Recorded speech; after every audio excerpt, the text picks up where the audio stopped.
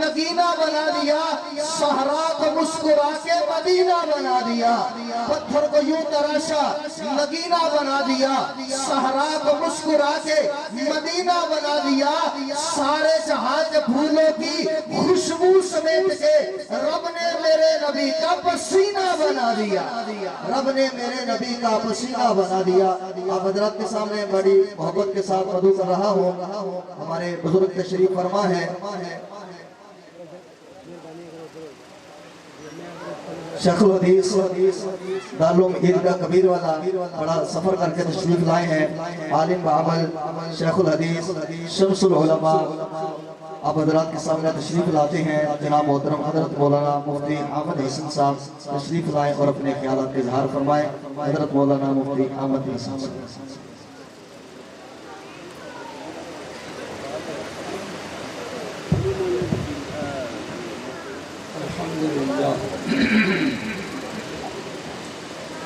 الحمد لله وكفى وسلام على عباده الذين اصطفى أما بعد فأعوذ بالله من الشيطان الرجيم بسم الله الرحمن الرحيم اليوم أكملت لكم دينكم وأتممت عليكم نعمتي ورضيت لكم الإسلام دينا۔ قال النبي صلى الله تعالى عليه وسلم ستكون في أمتي 30 كذابون كلهم يزعم أنه نبي وأنا خاتم النبيين لا نبي بعدي، أو كما قال عليه الصلاة والسلام۔ صدق الله وصدق رسوله النبي الكريم۔ اللہ جل شانہ نے کم و بیش 1,24,000 انبیاء اور رسول کو بھیجا۔ ہر ایک نبی کامل ہے، ہر ایک نبی کامل ہے، پر جو کمال اللہ جل شانہ نے محمد الرسول اللہ صلی اللہ تعالی علیہ وسلم کو عطا کیا، ایسا کمال کسی اور کو نہیں ملا۔ ایک یہودی عالم، تورات کا ماہر سیدنا عمر رضی اللہ تعالی عنہ کی خدمت میں حاضر ہوا، کہنے لگا اے امیر المؤمنین، آپ کی کتاب میں ایک آیت ہے، اگر وہ آیت ہماری کتاب میں نازل ہوتی تو اس دن میں ہم عید مناتے، اس دن میں ہم جشن مناتے۔ حضرت عمر نے پوچھا وہ کون سی آیت ہے؟ اس نے یہی آیت پڑھی، اليوم اکملت لکم دینکم واتممت علیکم نعمتی ورضیت لکم الاسلام دینا۔ اس آیت میں اللہ جل شانہ نے اس امت کو عظیم خوشخبری سنوائی۔ وہ خوشخبری یہ، اے امت محمد، آج کے دن میں نے اپنی نعمت تم پر مکمل کر دی، اپنا دین اسلام تمہارے لیے منتخب کر دی۔ جب اللہ جل شانہ نے نعمت کو مکمل کر دیا دین اسلام کو کامل مکمل کر کے اس امت کو دے دیا، تو اس سے ایک بات نکلی کہ اس نبی کے بعد کسی اور نبی نے نہیں آنا۔ کیوں؟ کہ دین مکمل ہو چکا۔ جب دین کامل مکمل ہو چکا تو اس کے بعد کسی اور نبی کے آنے کی ضرورت نہیں رہتی۔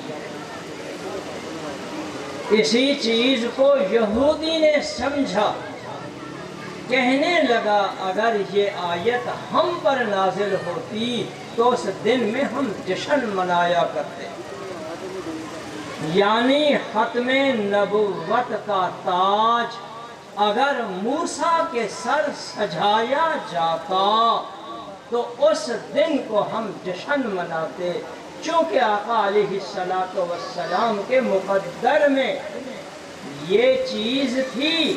اللہ جل شانہ نے یہ آیت آپ پہ ہی نازل فرمائی۔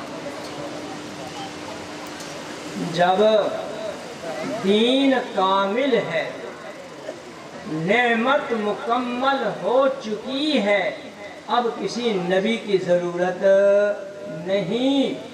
اسی کو ہی ختم نبوت کہا جاتا ہے، اسی کو ہی ختم نبوت کہا جاتا ہے۔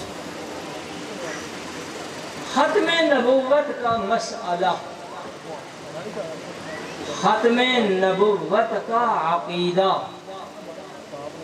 ایسے ضروری ہے جیسے اللہ جل شانہ کی وحدانیت کا عقیدہ ضروری ہے۔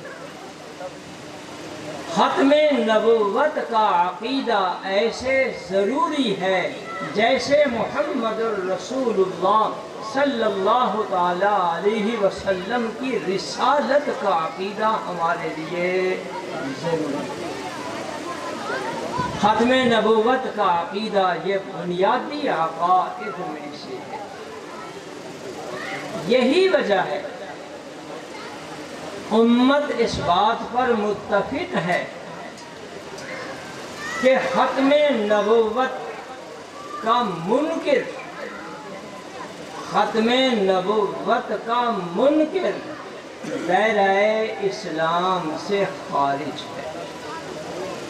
امت کا یہی عقیدہ، یہی نظریہ کہ ختم نبوت کا منکر دائرۂ اسلام سے خارج ہے۔ ختم نبوت پر آیات قرآنی،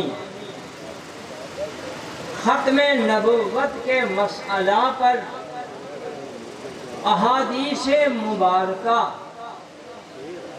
ختم نبوت کے مسئلہ کو پہلے والے لوگوں نے مانا، تسلیم کیا، زندوں نے تسلیم کیا، حتیٰ کہ ختم نبوت کا عقیدہ اللہ جل شانہ نے اپنی قدرت سے موتا سے بھی اعلان کرا دیا۔ ختم نبوت کا مسئلہ زندوں نے بیان کیا اور اس کو مردوں نے بھی اعلان کیا۔ ختم نبوت قرآن کریم سے ثابت ہے۔ اللہ جل شانہ فرماتے ہیں ما کان محمد ابا احد من رجالکم ولکن رسول اللہ وخاتم النبیین۔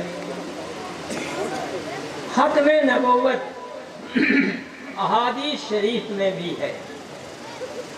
ابھی حدیث پڑھی تھی، آقا علیہ الصلوۃ والسلام نے فرمایا ان قریب میری امت میں 30 کے قریب ایسے لوگ آئیں گے، ہر ایک دعویٰ کرے گا کہ میں اللہ کا نبی ہوں، جھوٹا ہوگا کذاب ہوگا، دجال ہوگا، آپ نے اعلان فرمایا انا خاتم النبیین لا نبی یا بعدی، میرے بعد کوئی اور نبی نہیں ہے۔ ایک اور حدیث شریف میں آقا علیہ الصلوۃ والسلام نے فرمایا اللہ جل شانہ نے انبیاء علیہم السلام کو بھیجا اور انبیاء علیہم السلام کی بعثت کو تشبیہاً فرمایا جیسے ایک محل ہو۔ ایک محل صاحب نے تیار کیا، لوگ آئے ان کو دیکھنے لگے، بڑا ہی خوبصورت محل تھا، لیکن ایک کنارے پہ اینٹ رہ گئی، ایک کنارے پر اس کی اینٹ باقی رہ گئی تھی۔ لوگوں نے محل کی بڑی تعریفیں کی، کہنے لگے کاش کہ یہ اینٹ بھی لگا دی جاتی تو یہ محل کامل مکمل ہو جاتا۔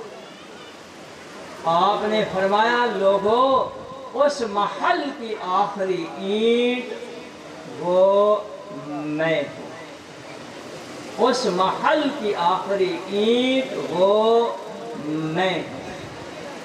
جب محل مکمل ہو جاتا ہے، جب مکان کامل مکمل ہو جاتا ہے، اس میں مزید اینٹیں رکھو تو بھدی لگیں، اس پر مزید اینٹیں بڑھاؤ تو بری لگیں گی۔ اس لیے نبوت کا محل آقا علیہ الصلوۃ والسلام کی بعثت سے مکمل ہو چکا، مزید کسی نبی کی اب ضرورت نہیں ہے۔ دیہاتوں میں کچھ رواج ہوتا ہے، جب صاحب کوئی اچھا مکان بنا لے تو سمجھتا ہے شاید کوئی گزرنے والا اس مکان کو نظر بد لگا دے، اس مکان کو نظر بد لگا دے۔ بعض دیہاتی نظر بد سے بچاؤ کی خاطر بڑا قیمتی خوبصورت رنگین محل تعمیر کرایا، نظر بد سے حفاظت کی خاطر ایک کنارے پر کالی کنی رکھ دیتے ہیں۔ آپ نے شاید دیکھا ہو، آپ نے شاید یہ منظر دیکھا ہو، وہ کالی کنی رکھ دیتے ہیں تاکہ نظر بد سے حفاظت رہے۔ یہ اس کا اپنا نظریہ کہ کالی کنی رکھنے سے نظر بد سے حفاظت ہوگی۔ جب نبوت کا محل کامل مکمل ہو چکا، اب کسی نبی کی ضرورت نہیں۔ اگر وہ نبوت کا دعویٰ کرے گا تو کالی کنی تو بن سکتا ہے، نبوت میں اس کا کوئی حصہ نہیں ہے، نبوت میں اس کا کوئی حصہ نہیں ہے۔ آقا علیہ الصلوۃ والسلام نے فرمایا انا العاقب والعاقب لیس بعدہ نبی، میں عاقب ہوں۔ آپ نے فرمایا عاقب اس کو کہتے ہیں جس کے پاس کوئی اور نبی نہ آئے، اس کے بعد کوئی اور نبی نہ آئے، میں وہی۔ عہد رسالت سے لے کر آج تک قیامت تک انشاءاللہ ختم نبوت کا مسئلہ ایسے رہے گا جس طرح عہد رسالت میں تھا، جس طرح عہد صدیقی میں تھا، جس طرح عہد فاروقی عثمانی مرتضوی میں تھا۔ انشاءاللہ یہ عقیدہ ایسے ہی جوش و خروش کے ساتھ رہے گا۔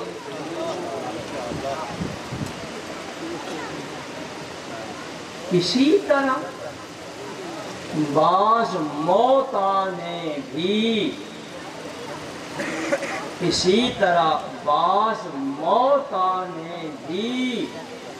موت کے بعد ختم نبوت کا اعلان کیا۔ بعض موتا نے بھی ختم نبوت کا اعلان کیا۔ حضور علیہ السلام کی بعثت سے قبل،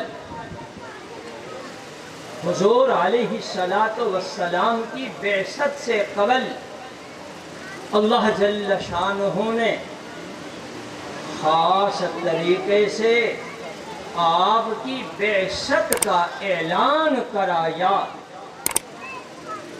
خاص طریقہ سے آپ کی بعثت کا اعلان کرایا۔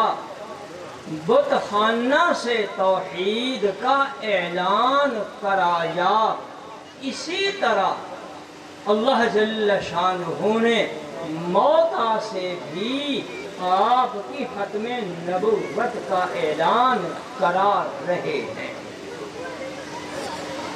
اعلان نبوت سے پہلے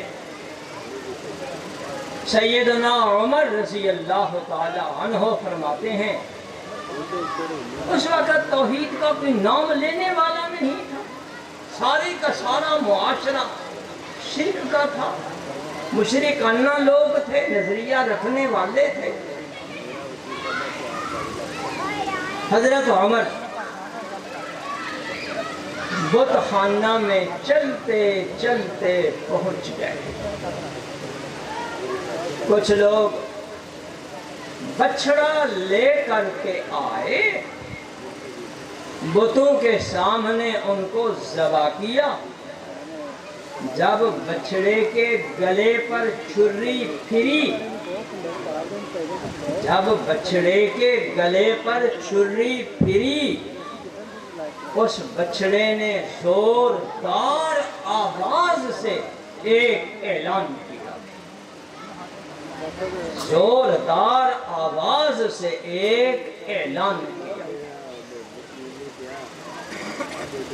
جانور ذبح ہو چکا، ذبح کے بعد اس کے بولنے کا کیا معنی؟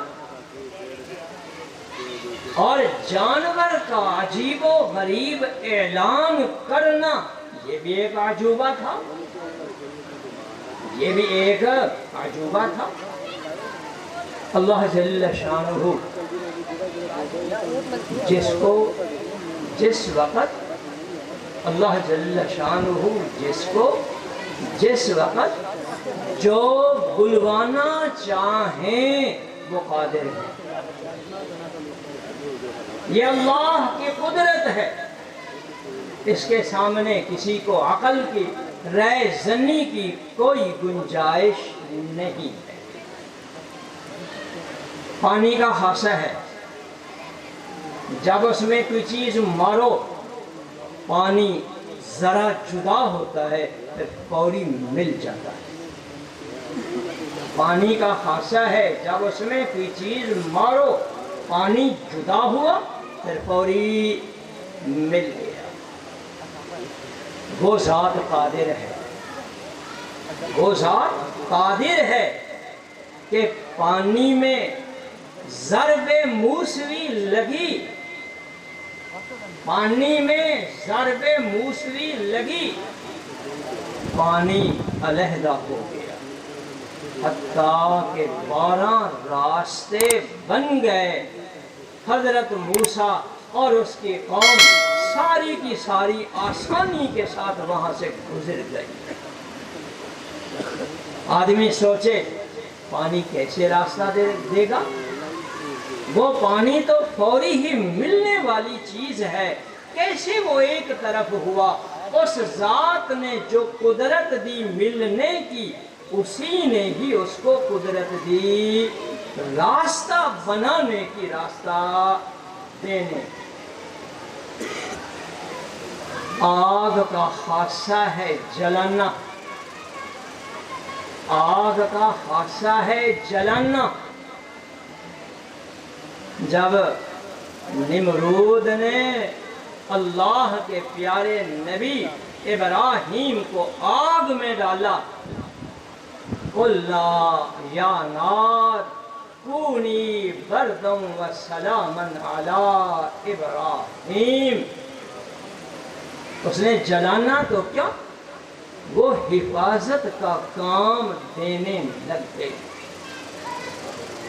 جس ذات نے آگ میں جلانے کی خاصیت رکھی، اسی ذات نے ہی ابراہیم کے لیے اس آگ کو برد و سلام بنا دیا۔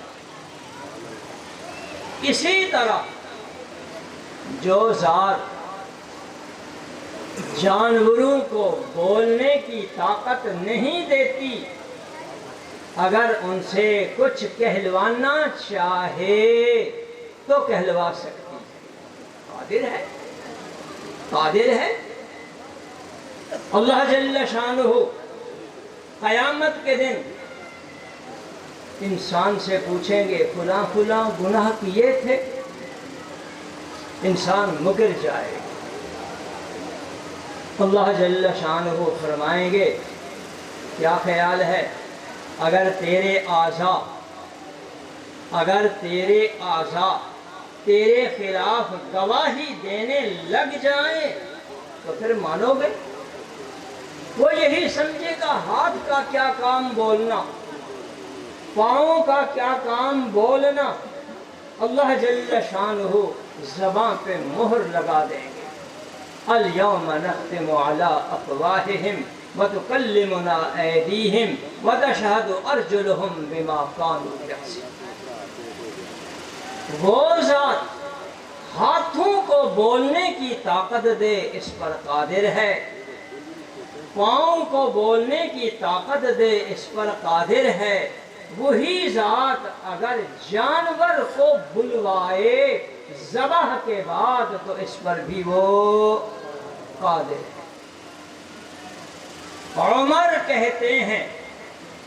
عمر کہتے ہیں کہ لوگوں نے جانور کو ذبح کیا، جب اس کا گلا کٹا زوردار آواز سے ایک اعلان کرتا ہے، یا جلیح امر نجیح، یا جلیح امر نجیح رجل فصیح یقول لا الہ الا اللہ۔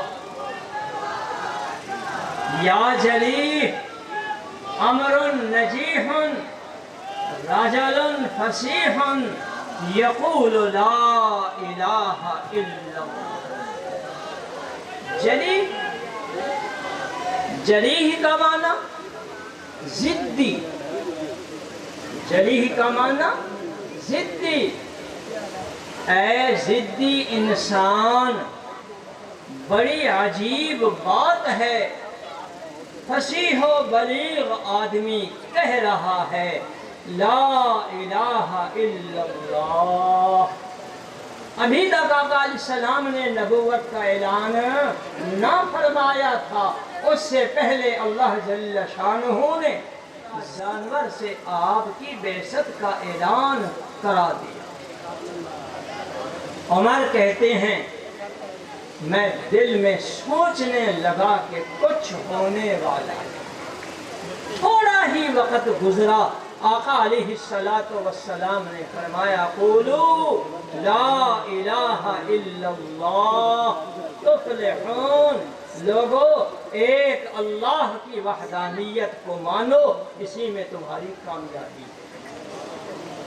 یہ اعلان نبوت سے قبل مذبوح جانور کے ذریعہ سے من جانب اللہ آپ کی بعثت کا اعلان کرایا جا رہا ہے۔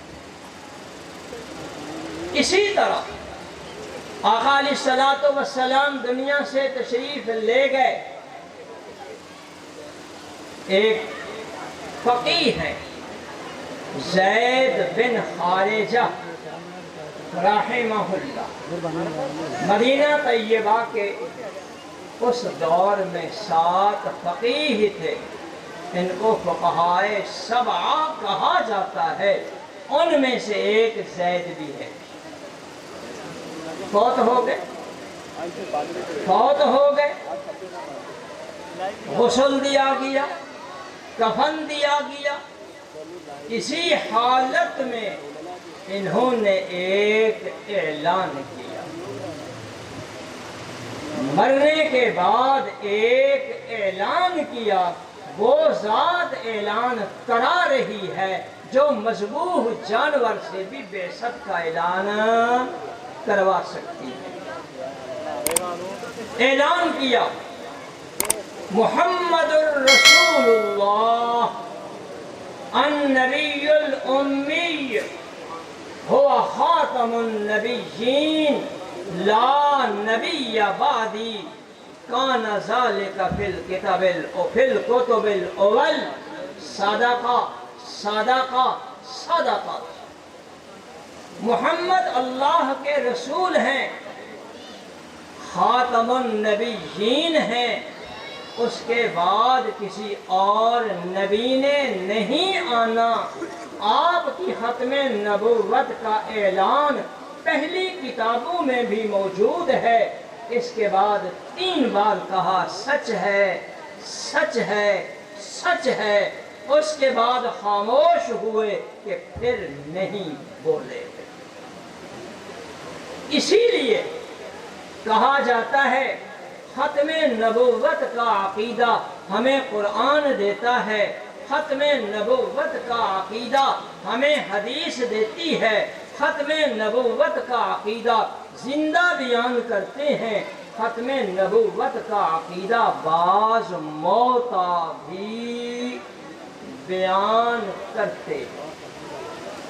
پہلا واقعہ مذبوح جانور والا، یہ بخاری جلد اول میں، بخاری شریف جلد اول میں ہے، اور دوسرا واقعہ زید بن خارجہ کے ختم نبوت کا اعلان کرنا، ایک کتاب ہے مواہب لدنیہ، مواہب لدنیہ، یہ عبدالوہاب شعرانی کی کتاب ہے، اس میں یہ واقعہ موجود ہے۔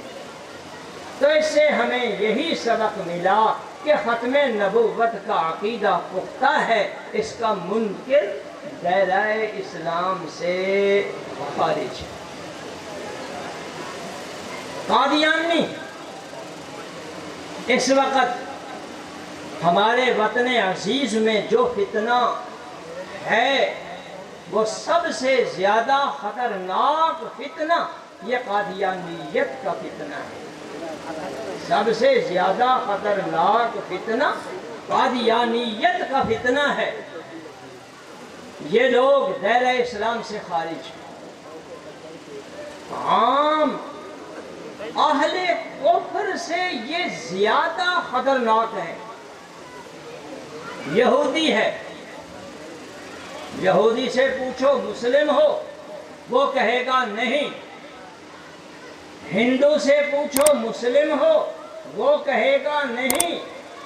ہر ایک مذہب والا اپنے طور، اپنے طریقے، اپنے روایات اہل اسلام سے مختلف رکھتا ہے، جبکہ قادیانی کا طور و طریقہ وہی ہے جو اہل اسلام کا ہے۔ اس لیے قادیانیت کا فتنہ تمام ملل کفریہ سے زیادہ خطرناک ہے کہ بہت سارے اہل اسلام دھوکہ کھاتے ہوئے ان کے ساتھ میل جول رکھتے ہیں، ان کے ساتھ طور و طریقے اپناتے ہیں، تجارت وغیرہ کرتے ہیں۔ حقیقت میں یہ لوگ عام غیر مسلم سے زیادہ خطرناک ہیں۔ ملکی قانون کے مطابق یہ لوگ دائرہ اسلام سے خارج ہیں۔ قرآن و حدیث تو ان کو خارج کہتا ہی ہے، ہمارا ملکی قانون بھی ان کو دائرہ اسلام سے خارج کہتا ہے، لیکن وہ باضد ہیں اپنے آپ کو مسلم کہلانے پر۔ اس لیے اگر کوئی ہندو ہے، ہندو کے ساتھ لین دین کرنا گنجائش ہے، کر سکتے ہو۔ کیوں؟ ہندو کا طور طریقہ اپنا، مسلم کا اپنا۔ یہودی ہے، عیسائی ہے، پارسی ہے، سکھ ہے، کوئی اور نظریہ رکھنے والا ہے، ہر ایک کا طور و طریقہ علیحدہ ہے۔ ہر آدمی جانتا ہے کہ یہ مسلم نہیں ہے، لیکن قادیانیوں کے ساتھ میل جول رکھنا، ان کے ساتھ معاملات کرنا، ان کی ملازمت اختیار کرنا، یہ انتہائی خطرناک چیز ہے۔ اس کے نتیجہ میں بہت سارے مسلمان بھٹک جاتے ہیں، انجام کار وہ اپنے آپ کو ایمان اسلام سے بھی ہاتھ دھو بیٹھتے ہیں۔ اس لیے ایسے لوگوں کے ساتھ میل جول رکھنا، دوستانہ رکھنا، ان کے ساتھ معاملات کا رکھنا، یہ عام کافروں سے بھی زیادہ سخت ہے۔ ایسے لوگوں کے ساتھ کوئی معاملات نہ رکھے جائیں۔ اللہ جل شانہ نے قرآن کریم میں فرمایا ما قطعتم من لینۃ او ترکتموها قائمۃ علی اصولها فبإذن اللہ ولیخزی الفاسقین۔ بنو نذیر ایک یہودی قبیلہ تھا۔ حضور علیہ السلام نے ہجرت کے فوری بعد آپ نے یہود کے ساتھ معاہدہ کر لیا، امن معاہدہ۔ امن معاہدہ یہ کہ کسی بیرونی دشمن کی ہم مدد نہیں کریں گے۔ اگر بیرونی دشمن اہل اسلام پر حملہ آور ہوا تو یہود ایک طرف رہیں گے، اور اس میں ایک شک یہ بھی تھی اگر بیرونی دشمن یہود پہ حملہ آور ہوگا تو صحابہ یہود کی مدد کریں گے۔ اس معاہدہ کی یہود نے خلاف ورزیاں کی اور معاہدہ کی دھجیاں اڑا دی۔